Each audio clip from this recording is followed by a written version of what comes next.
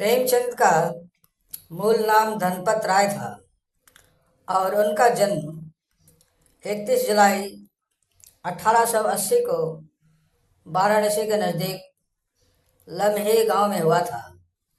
पिता का नाम अजैब राय था। जब वे सिर्फ 8 साल के थे तब उनकी मां का निधन हो गया।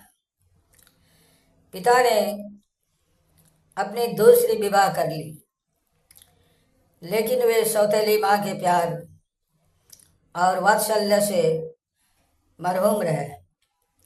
जब प्रेमचंद की उम्र महज 15 वर्ष की थी तो पिता अजैब राय ने उनकी शादी बड़ी उम्र की लड़की से करा दी।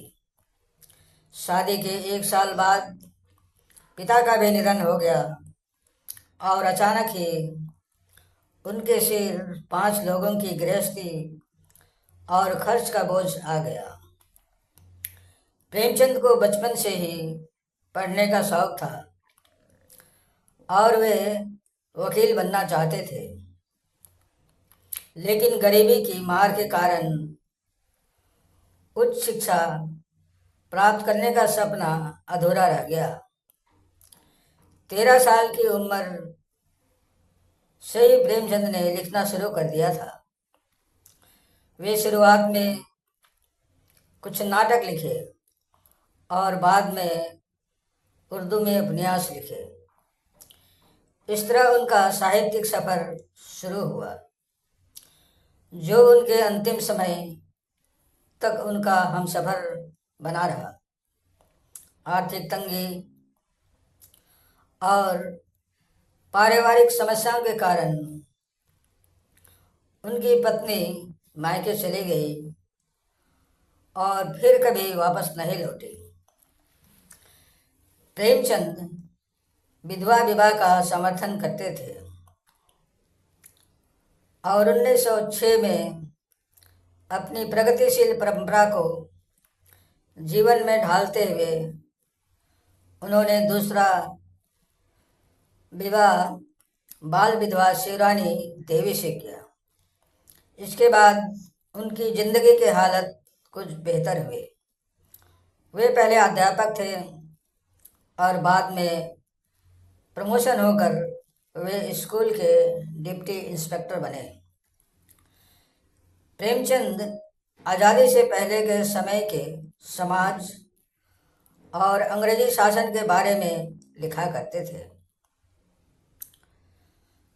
उन्होंने जनता के शोषण, दुख, दर्द और उत्पीड़न को बहुत बारीकी से महसूस किया और उससे लिखा। 20वीं सदी में उर्दू में प्रकाशित होने वाले जमाना पत्रिका के संपादक और प्रेमचंद के घनिष्ठ मित्र मुंशी दयाराम निगम ने उन्हें प्रेमचंद नाम से लिखने की सलाह दी। इसके बाद हमेशा के लिए प्रेमचंद हो गए और वे इसी नाम से अपना लेख लिखने लगे। उन्होंने कुल 300 से ज़्यादा कहानियाँ, 3 नाटक, 15 उपन्यास, 10 अनुवाद, 7 बाल पुस्तकें लिखी।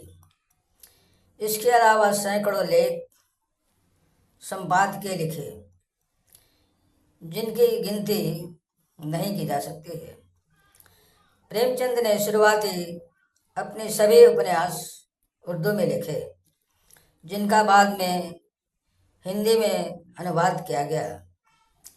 अपने जीवन के आखिरी दिनों में वे उपन्यास मंगलसूत्र लिख रहे थे, जिसे वे पूरा नहीं कर सके। वे लंबी बीमारी के बाद 8 अक्टूबर 1936 को आखिरी सांसें ली।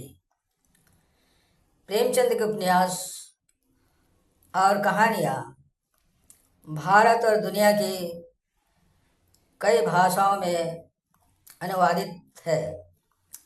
प्रेमचंद हिंदी साहित्य में एक मील के पत्थर हैं और सदा बने रहेंगे। समाप्त। धन्यवाद भाई और बहनों।